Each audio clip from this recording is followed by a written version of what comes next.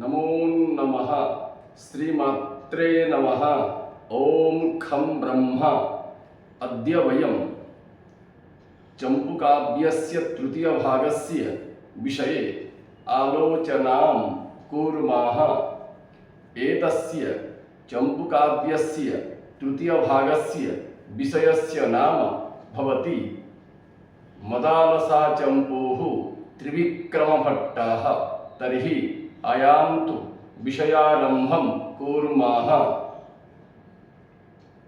मदालसाचंपूः एकं चंपूकाव्यं भवति। मदालसाचंपूः इत्यस्य चंपूकाव्यस्य अन्य नाम भवति कुवलयाश्वचरितम्। मदालसाचंपू काव्यस्य ग्रंथकारः भवति त्रिविक्रमभट्टः।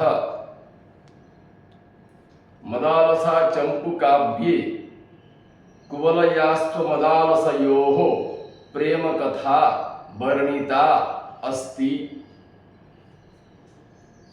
नलचंपूपेक्षया त्रिविक्रमभट्टस्य नूनश्रेणिकचंपूग्रन्थः मदालसाचंपूग्रन्थः भवति।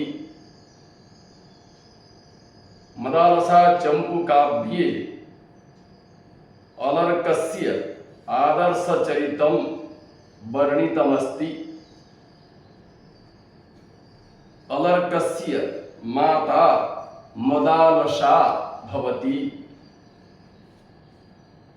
अलर्कः मातुः मदालसायाः सकाशात् वैराग्यस्य शिक्षाम् अवाप्नोत्। मदालसाचंपूकाव्यस्य कथा मार्कण्डेयपुराणात् आगता अस्ति। मदालसाचरितं मार्कण्डेयपुराणे वर्णितं वर्तते।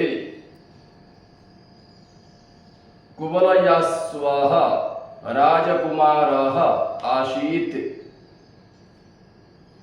मदालसा राजकुमारी आसीत्। मार्कण्डेयपुराणस्य 18-21 अध्यायाभ्यां मदालसाचंपू कथा आगता अस्ति। मदालसा विश्वावसु गंधर्वराजस्य कन्या आसीत्। मदालसा ऋतध्वजस्य पट्टमहिषी अभवत्। मदालसा ब्रह्मवेत्री आसीत्।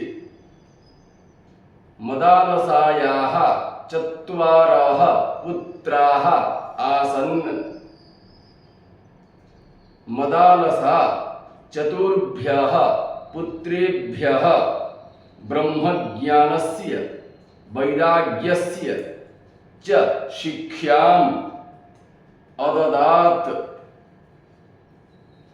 मदालसा वैराग्यजीवनं व्यतीयापितवती।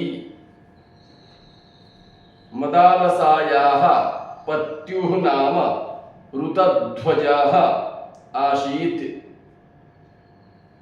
ऋतध्वजः एव कुवलयाश्वः भवति। मदालसाचंपूकाव्ये 7 अश्वासाः सन्ति। मदालसाचंपूकाव्यस्य मंगलाचरणम् इत्थं भवति यथा शुद्धोऽसि बुद्धोऽसि निरञ्जनोऽसि संसारमाया परिवर्जितोऽसि संसारस्वप्नं त्यजमोहनिद्राम्। मदालसोल्लापमुवाच पुत्रम्। अद्य एतावत् पर्यन्तं तृतीय भागस्य विषये वयं आलोचनां कृतवन्तः श्वः चतुर्थभागस्य विषये आलोचनां करिष्यामः अतः सर्वेभ्यः धन्यवादाः नमो नमः।